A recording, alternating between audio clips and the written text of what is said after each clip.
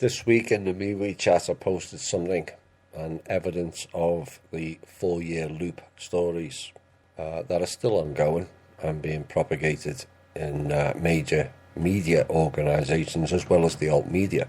Now this one was the BBC, and it was said Jews forced from Guatemala village, dated August the 30th 2014, but posted like it took place this week. And how is that relevant from 4 years ago? Well, clearly it's not. And what this is a classic agency tactic, and quite often they'll use the Jewish narrative to garner divisive discourse. But it's also a common tactic to garner data on who is being anti-Jewish in comments. This is what they're doing. It's a profiling tactic. And the 4-year loop is far more prevalent than people realise. If you partake in the rest of the alt media, you'll see how far their narrative is behind this show, and the likes of Randy's and the likes of the OIM lads. It's as though time stood still. But they're still talking about blue avians coming to save them, and the RV, and Nasara and Nibiru's coming, etc. It hasn't altered the narrative, not one iota, and you'll see it more and more. And hopefully we can get it shut down, because it's stalling an awful lot of people learning or unlearning the lies, where the narrative's just not moved on. I did that show, Ground Crew Command, last night. And they've had Corey Gordon, David Wilcock, and the Blue Avians, which our members now know doesn't exist. And so does Wilcock, which is why he's distanced himself. And Benjamin Fulford, and they've had a number of those people that have kind of been lost away. They weren't all spouting shite at one point, but they kind of lost away. And in essence, the guy at TV was anti-disclosure, not pro-disclosure. It was stalling it by repeating old stories and scripts, which those of you with long memories, Cobra called him out for reading a script right out of an old book. And suddenly the wrong guy at TV, rather than tasty contracts that they received, and they were stalling disclosure. More about them later. Now, some people have written in fact, there's been a load of complaints recently about the humour, which is why this show's more serious this evening. If people don't like the humour, I'll cut it out. But this is part of a coordinated attack that's been going on, where people are using anything to cause or create issues where there are none. The Drake piece, I thought it was a load of fun. Some people decided it wasn't, and that's fine. You can't please all of the people all of the time. The other song was a bit more risque, and I take full responsibility for that. It fitted into the narrative. If people are going to fight to be head penis, then why not play a penis song? But to some people that was a bit too much, and I accept it.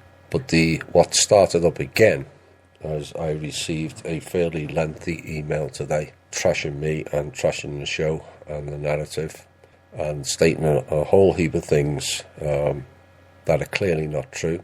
And this followed on from several people complaining about what they described as my dismissive attitude and described as arrogant attitude regarding the RV. Following that lengthy email today by a more profiled alt media member, not in our group, now I know where those reports came from. But none of those mentions what they were getting at, is particularly was towards that I was trashing people who bought dinars or zims or dongs. But none of those mentions have specifically mentioned the people who bought dinars, zims, dongs, to my knowledge anyway.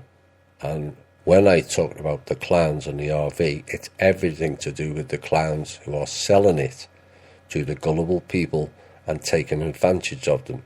So for those who clearly misunderstood what I have said, all references to the RV clowns are to do with the Chinese elders, the Rothschildians, the dragon groups, and either agency-paid alt-media goons or badly misled alt-media people who are all leading the public astray.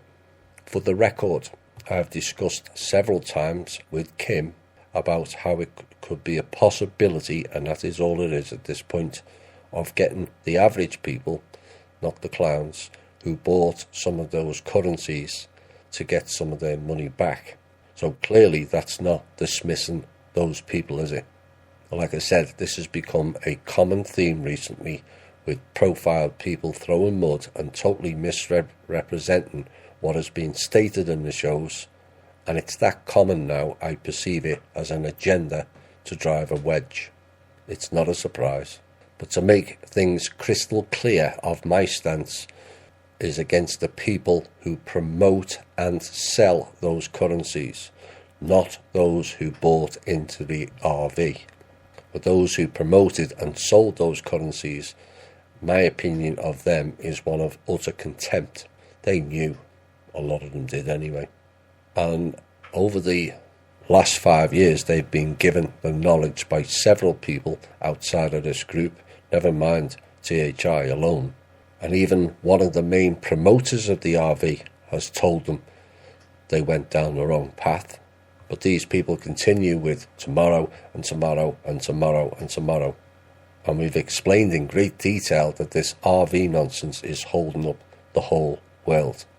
They're holding us hostage from moving forward, and that deserves much deriding for the people that still promote, not buy, that rubbish. For the record, I have every empathy with people who bought into all the varying internet scams that have been far too many. So I hope that finally clears up any of those who genuinely misunderstood what I was saying, and to those that use it for their agendas, failed again.